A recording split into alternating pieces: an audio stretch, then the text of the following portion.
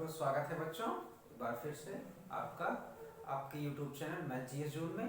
पिछले लेक्चर में हम लोगों ने पढ़ा था मेटल और नॉन मेटल के बारे में। इस लेक्चर में हम पढ़ेंगे जहाँ तक हम पिछले लेक्चर को फिनिश किए थे वहीं से हम इस लेक्चर को आगे बढ़ाते हैं। ठीक है, पिछले लेक्चर में हमने पढ़ लिया था फिजिकल प्रॉपर्टी ऑफ मेटल। आपने देखा होगा पिछला लेक्चर, उसमें हमने मेटल और नॉन मेटल के बारे में डिस्कस किया था और फिजिकल प्रॉपर्टी क्या होती है मेटल की, इस बारे में हम लोगों ने बात की थी। इस वीडियो के माध्यम से आज मैं आपको केमिकल प्रॉपर्टी और reactions of metal and non metal के बारे में बताऊंगा। ठीक है, आज इस वीडियो को लास्ट तक अगर आप देखेंगे तो लगभग सारी चीजें आपकी इसमें कवर हो जाएंगी कि मेटल की केमिकल प्रॉपर्टी क्या होती है। क्लास 10th के सिलेबस में जो आपका है बच्चे, उसमें ऑकरेंस ऑफ मेटल शायद कट चुका है, आप देख लेना। ठीक है, ये पोर्शन आपका बोर्ड के एग्जाम में नहीं आएगा, कोरोजन मैं आपको बता दूंगा। तो आपका कंप्लीट क्या हुआ है, मेटल और non metal, physical property of metal आपने देखा है। पिछले लेक्चर में आपने देखा होगा फिजिकल प्रॉपर्टी मेटल क्या होती है। दो तीन प्रॉपर्टी मैंने बताई थी ना, मैलिएबिलिटी उसको हिंदी में कहते हैं आघात वर्धनीयता, दूसरी थी डक्टिलिटी उसको क्या कहते हैं, तन्यता कहते हैं। ठीक, तो फिजिकल प्रॉपर्टी आपने देख ली थी, केमिकल प्रॉपर्टी आज हम लोग डिस्कस करने वाले हैं इस वीडियो में। ठीक है, तो चलिए शुरू करते हैं। What is the chemical property of metal and non metal. ठीक है, चलिए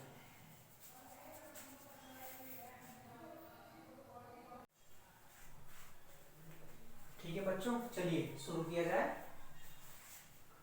क्या पढ़ेंगे अब हम लोग, केमिकल प्रॉपर्टी ऑफ मेटल। ठीक है,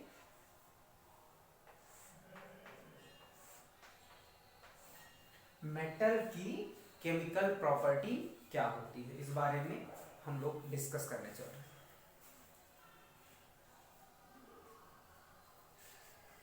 ठीक, तो सबसे पहले जैसे मान लीजिए मैं एक चीज बहुत क्लियर कर दूं आपको, किसी चीज को पढ़ा कैसे जाता है ना।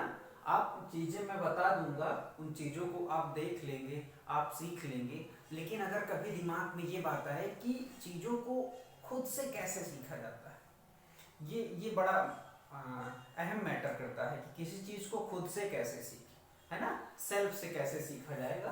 तो उस चीज को देखिए आप कि जैसे मान लीजिए आपके पास मेटल है, कोई भी मेटल है, जैसे मैंने मान लिया आयरन है आपके पास। ठीक, मेटल है, आयरन क्या है, आयरन एक मेटल है। तो आयरन मेटल है, आयरन को आपने छोड़ दिया, ऐसे मैदान में छोड़ दिया आपने, घर के बाहर छत पे, या कोई भी रॉड आपके छत पे लगी हुई है, बाहर भी रखी हुई है, या आपका जो गेट है ना, दरवाजा लोहे का, जो लोहे का दरवाजा है आपका, वो किसका है, मेटल का है। आयरन है तो मेटल है, और वो ऐसे पड़ा हुआ है, उस पर बारिश हो रही है ना, तो पानी पड़ रहा है, धूप आ रही है, हवा है, ठीक है, एयर है। एयर में क्या होते हैं, मॉइस्चर होते हैं, एयर में नमी भी होती है, वो सारी चीजों को ये झेलता है।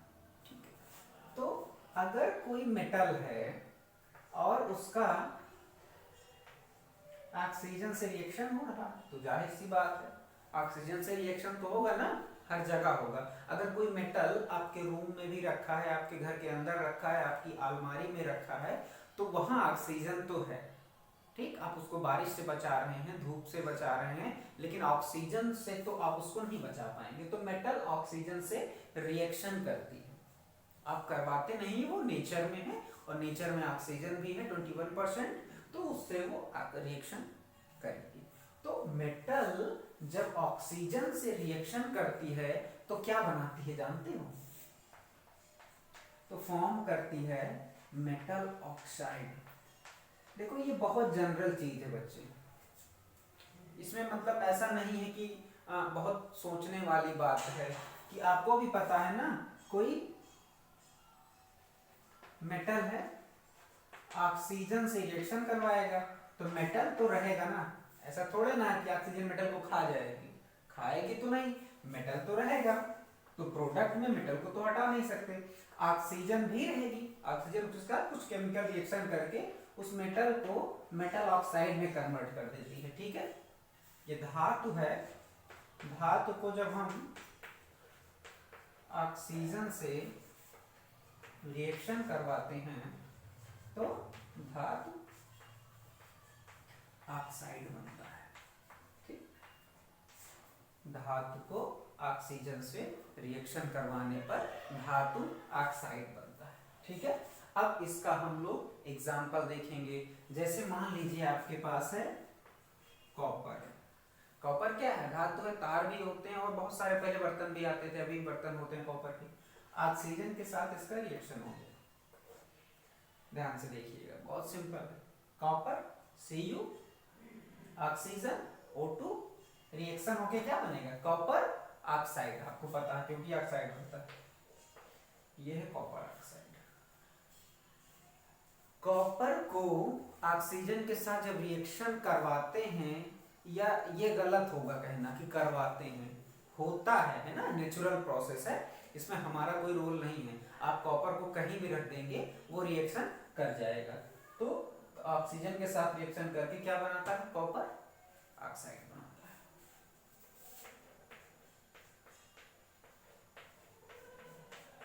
ये धातु है बच्चे, याद रखना, धातु ऑक्सीजन धातु oxide, copper oxygen copper oxide. ठीक है, metal plus oxygen metal oxide, ये इसकी पहली प्रॉपर्टी होती है, केमिकल प्रॉपर्टी। फिजिकल प्रॉपर्टी में क्या होता था? उसको छूने पे कैसा महसूस होता है ना, उस पे चोट करेंगे तो कैसा होगा, उसको खींचेंगे तो उसकी क्या प्रॉपर्टी डिराइव होके आएगी। लेकिन केमिकल प्रॉपर्टी में ये होता है कि उसका किसी के साथ रिएक्शन कैसे होता है ना, पानी के साथ क्या होगा, ऑक्सीजन के साथ क्या होगा, है ना, हाइड्रोजन के साथ क्या होगा, तमाम तरीके की चीजें जो आपके एटमॉस्फेयर में पाई जाती हैं। ठीक है, मॉइस्चर है उसके साथ क्या होगा, जल के साथ क्या होगा, तो उनका जो स्टडी होती है वो केमिकल प्रॉपर्टी में आती है। ये सिर्फ इस चैप्टर के लिए जरूरी नहीं है कि इसी चैप्टर को पर्टिकुलर देखते हुए ये कहा जाए, ये पूरी केमिस्ट्री में है।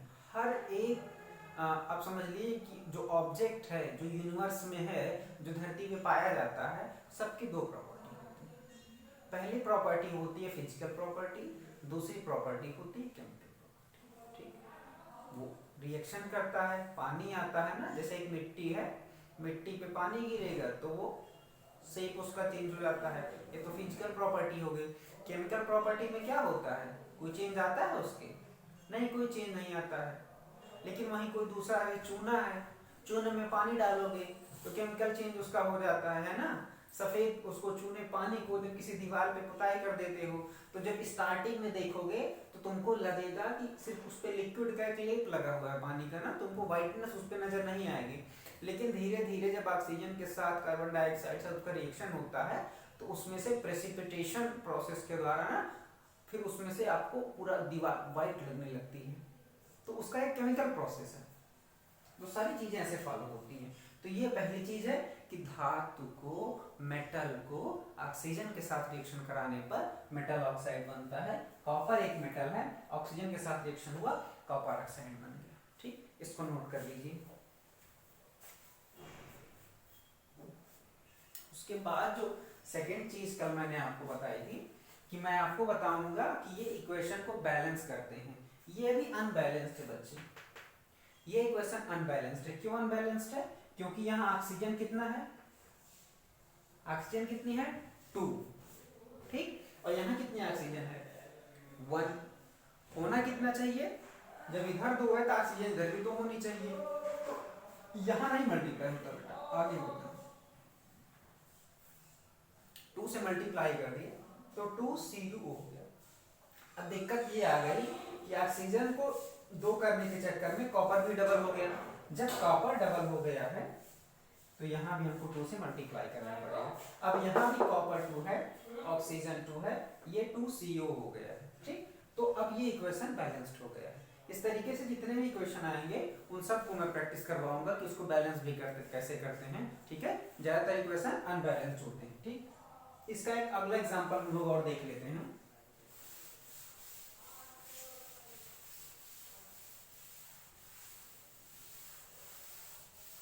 रिएक्शन लिए हो तो नोट कर लीजिए, किया कीजिए, ठीक है। एल्युमिनियम है बच्चे,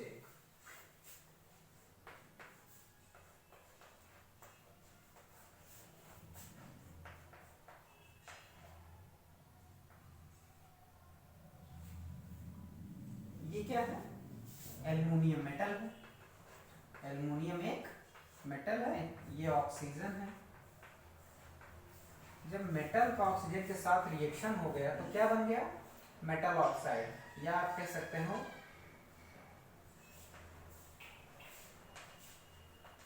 एल्युमिनियम ऑक्साइड फॉर्म हो गया, ठीक है। लेकिन अभी भी ये बैलेंस है नहीं, यहाँ एल्युमिनियम 2 है, यहाँ एल्युमिनियम 1 है, तो यहाँ हमने 2 से मल्टीप्लाई कर दिया, तो ये भी एल्युमिनियम 2 हो गया, ये भी एल्युमिनियम 2 हो गया। लेकिन ऑक्सीजन यहाँ कितना है, यहाँ 3 है, यहाँ 2 है। अब कैसे बैलेंस करेंगे, अगर हम यहाँ 3 से मल्टीप्लाई कर देते हैं, 3 2 जा 6 ऑक्सीजन हो जाती है, और यहाँ से 2 कर देते हैं तो 3 2 जा 6 ऑक्सीजन हो जाती है। लेकिन अब दिक्कत आ गई एल्युमिनियम के साथ, ऑक्सीजन को बैलेंस चक्कर में एल्युमिनियम अनबैलेंस हो गया। अब यहाँ कितना है एल्युमिनियम 4, तो इसका मतलब हमको यहाँ कितना बढ़ाना पड़ेगा 4।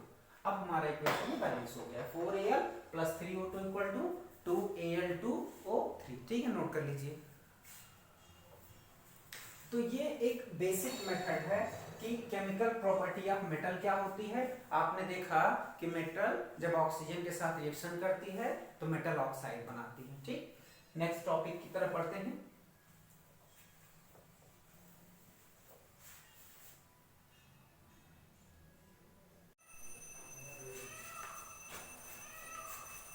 ठीक है माय डियर स्टूडेंट्स, अब हम लोग देखेंगे इसके आगे नेक्स्ट क्या है। आप लोगों ने देख लिया कि मेटल रिएक्शन करता है जब ऑक्सीजन से, तो क्या होता है ना। और मेटल किस चीज से रिएक्शन कर सकता है, मेटल जब वाटर से रिएक्शन करता है तो क्या होता है। ये भी नेचर में ही है ना, आपका गेट है, पानी बरसता है तो रिएक्शन होता है उस पर, तो वो वाटर मिलता है उसको, तो वहां से मेटल प्लस वाटर, धातु का जब जल से केमिकल रिएक्शन होता है तो बनता है metal oxide, metal oxide plus hydrogen gas plus थोड़ी सी हीट निकलती है।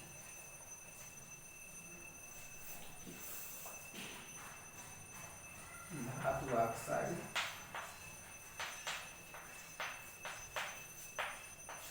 Plus hydrogen gas. ये कैसे प्रोसेस हुआ, इस बहुत आसान प्रोसेस है, ठीक है, परेशान बिल्कुल मत होइएगा। मेटल है, जैसे मेटल हमारे पास कुछ भी थी, अब हमको वाटर से रिएक्शन करवाना है। वाटर क्या होता है, पानी H2O होता है, ठीक। H2O में दो चीजें पाई जाती है, हाइड्रोजन भी है और ऑक्सीजन भी है, ठीक।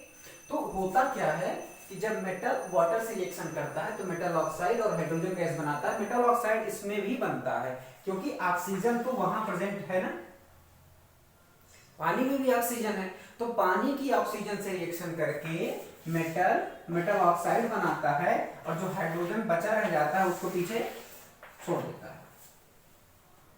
इतना सा काम करता है, पानी से हाइड्रोजन को अलग कर लेता है, ऑक्सीजन को अलग कर लेता है, ऑक्सीजन के साथ रिएक्शन करके मेटल ऑक्साइड बना देता है, और फिर जो हाइड्रोजन बचा रहता है उसको बाहर छोड़ देता है, ठीक। लेकिन अगर पानी उसके बाद भी उसमें पड़ रहा है, ठीक है, एक्सेस मात्रा में पानी है, तो क्या होगा, मान लीजिए आपका मेटल ऑक्साइड फॉर्म हो गया और फिर उसको पानी मिल रहा है, वो बना देता है मेटल हाइड्रोक्साइड। क्या बनाता है, मेटल हाइड्रोक्साइड। मेटल ऑक्साइड को जब और पानी मिलता है तो वो बना देता है मेटल हाइड्रोक्साइड, ठीक है, क्योंकि उसमें फिर उसको OH फैक्टर मिलने लगता है, ठीक है। दो आयन होते हैं ना, H+ आयन, OH- आयन, तो वहां से OH लेके वो मेटल हाइड्रोक्साइड बनाता है। कैसे बनाता है, एग्जांपल के माध्यम से समझेंगे, इसको नोट कर लीजिए। जैसे देखिए आप, K+H2O, KOH + H2, पोटेशियम, जल के साथ रिएक्शन हुआ, पानी के साथ रिएक्शन हुआ, potassium oxide plus hydrogen gas, होता क्या है H दो भागों में टूट जाता है, H और OH, H और OH में टूट जाता है, तो KOH के साथ चला जाता है और ये H जो है ये बचे रह जाता है, हाइड्रोजन निकल जाता है। देखो ये आयन है, K प्लस में होता है, OH माइनस में होता है, इसलिए इसको अट्रैक्ट कर लेता है, ध्यान देना। हाइड्रोजन साथ साथ क्यों नहीं गया, क्योंकि OH जो है वो माइनस में है, नेगेटिव में, K प्लस में है, प्लस वाला माइनस वाले को अट्रैक्ट किया, KOH बना दिए, पोटेशियम हाइड्रोक्साइड बना दिए, हाइड्रोजन गैस बना दिए। जैसे इसको बैलेंस करना है तो देखिए यहाँ H कितना है 2 है, इधर H कितना है 2 1 3, तो इसमें अगर आप 3 से मल्टीप्लाई कीजिए तो हाइड्रोजन 6 हो गया, और यहाँ भी 3 से करेंगे, यहाँ 4 से कीजिए, 4 से कीजिए तो हाइड्रोजन 4 प्लस 2 6, लेकिन के जो है वो 4 हो गया, तो 4 से यहाँ मल्टीप्लाई कर दीजिए, ठीक। लेकिन अब आपका ऑक्सीजन यहाँ 4 है और यहाँ 3 ही ऑक्सीजन है, तो ऑक्सीजन को भी बैलेंस कीजिए आप। तो ऑक्सीजन को बैलेंस करने के लिए आपको यहाँ 4 से मल्टीप्लाई करना पड़ेगा, अगर यहाँ आप 4 से मल्टीप्लाई कर देंगे तो 8 हो जाएगा,